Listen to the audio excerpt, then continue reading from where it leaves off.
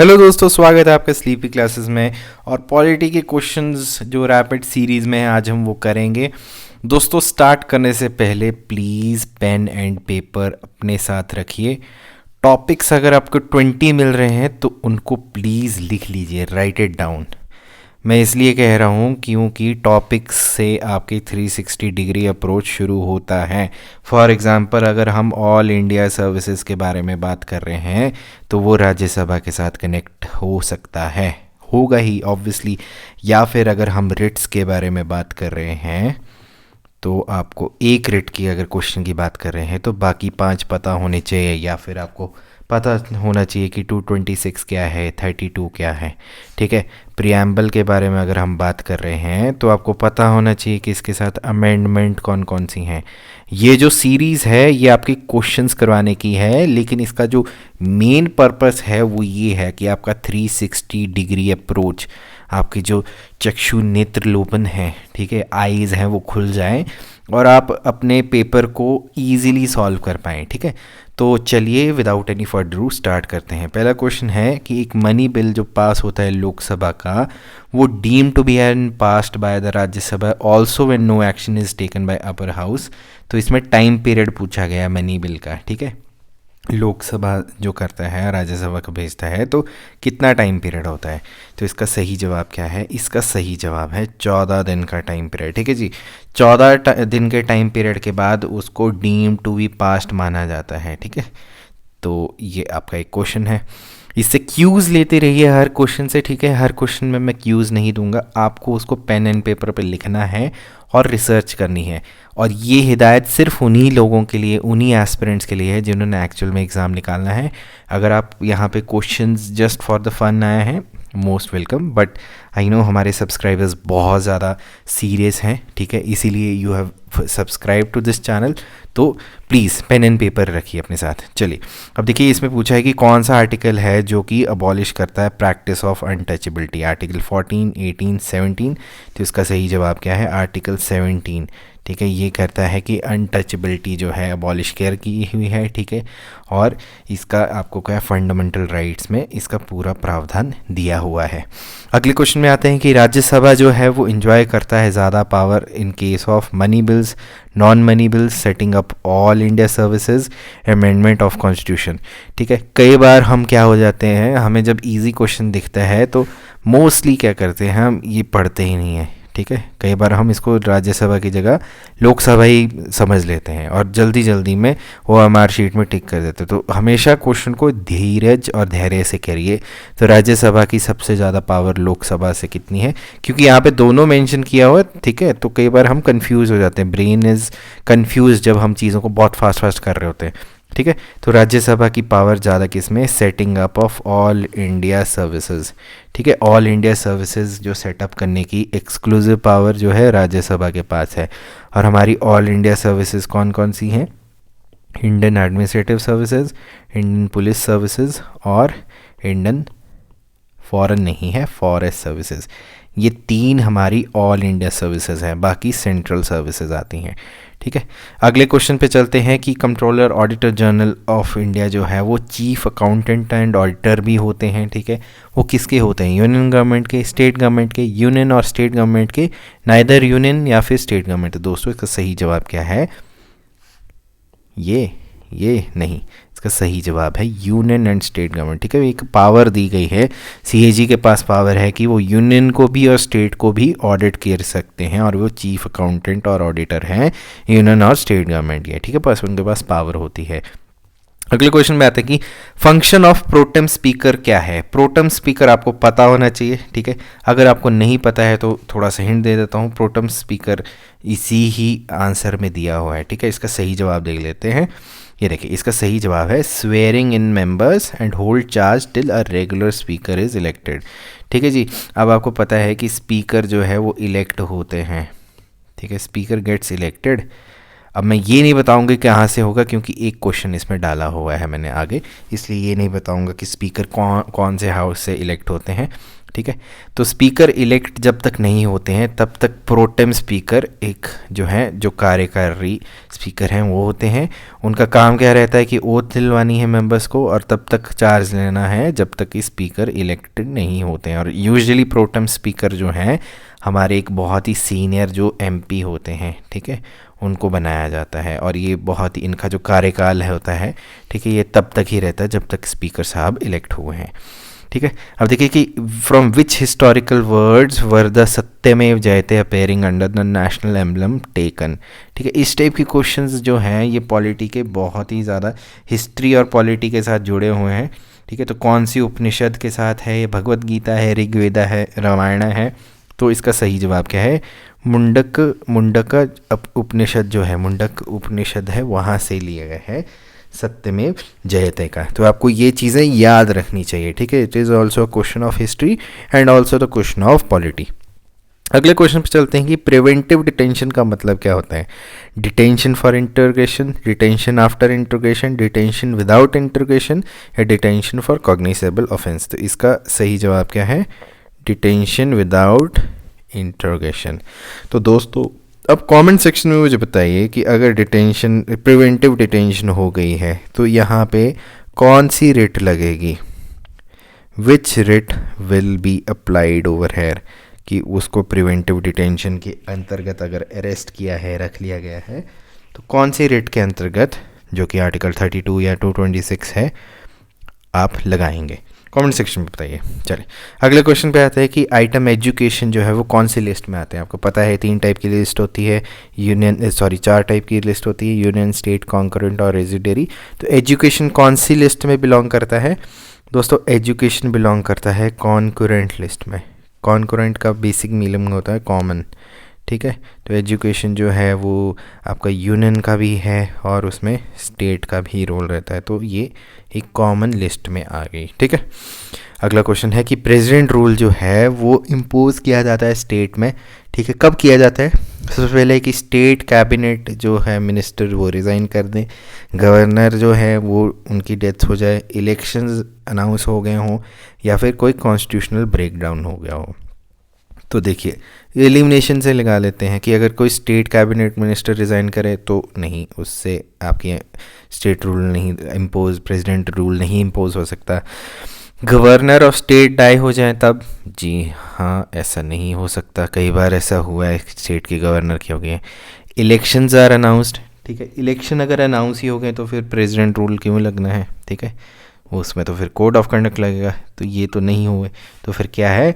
जब constitutional breakdown हो, constitutional mechanism एक स्टेट का नहीं चल रहा है, तब आपका जो है क्या लगता है? प्रेसिडेंट रूल लगता है।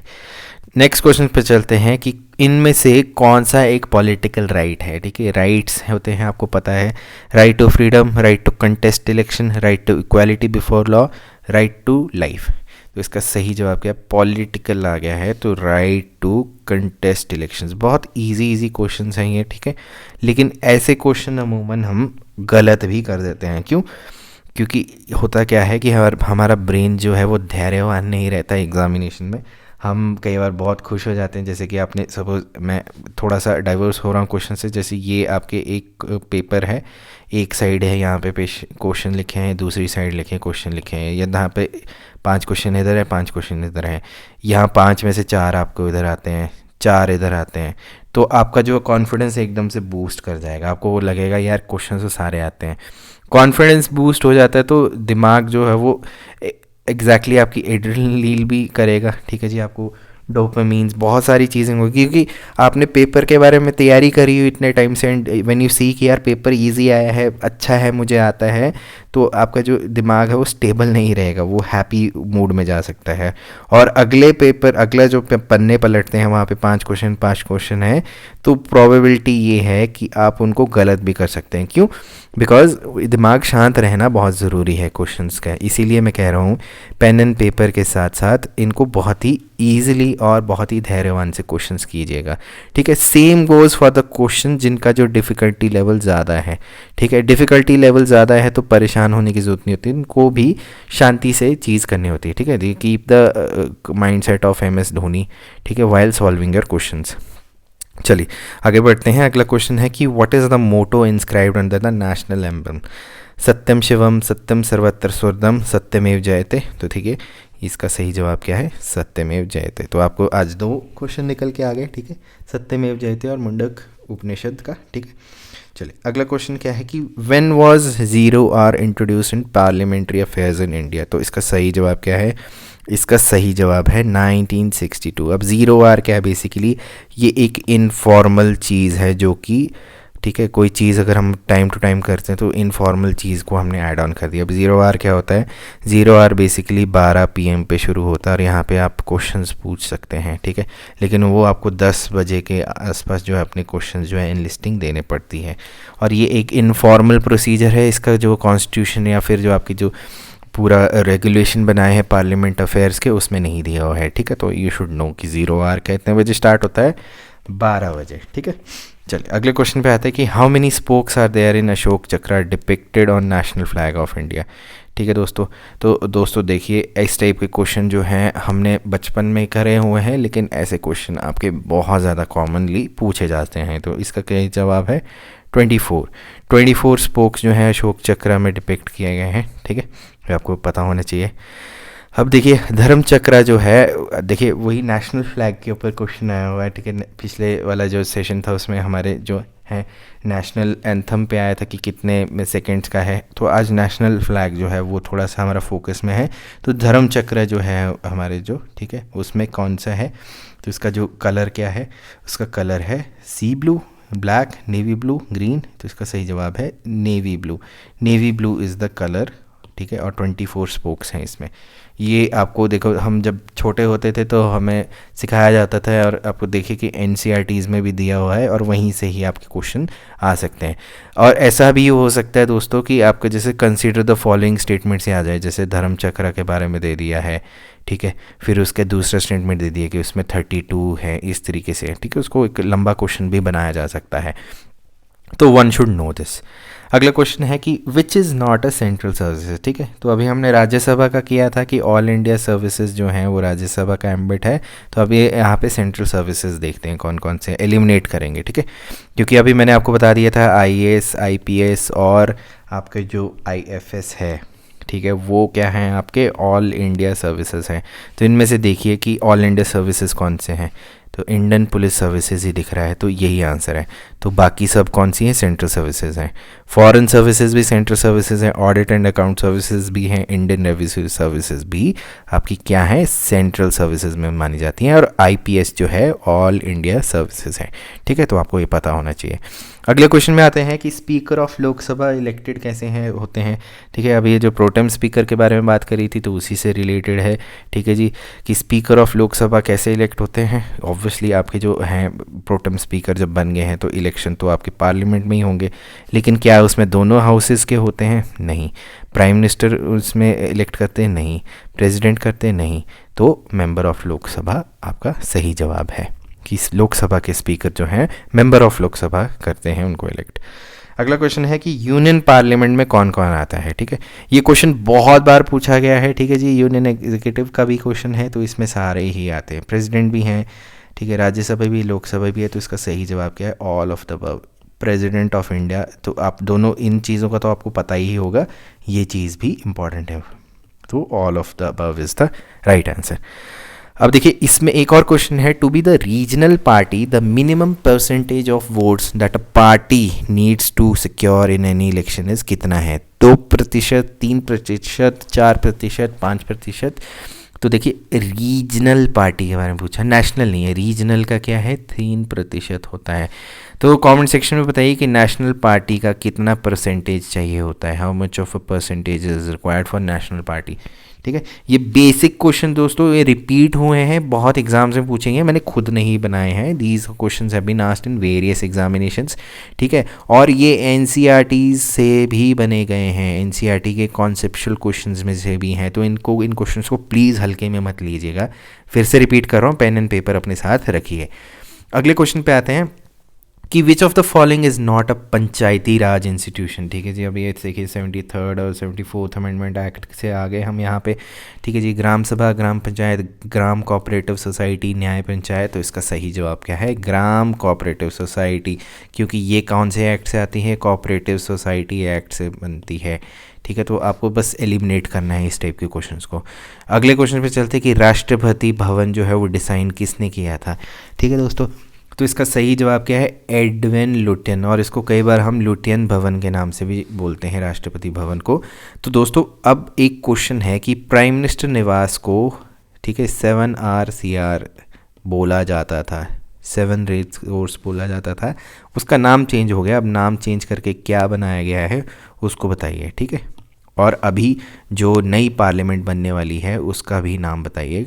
ठीक है, इस टाइप के क्वेश्चन बहुत इजी लगते हैं, लेकिन अगर गलत हो गए तो फिर नंबर कट जाएंगे। तो ये 2 क्वेश्चन जो अभी पूछे हैं इनका भी जवाब दीजिए, कमेंट सेक्शन में बताते जाइए, तो हमें भी आइडिया लगता है कि how much engaging you are in the series.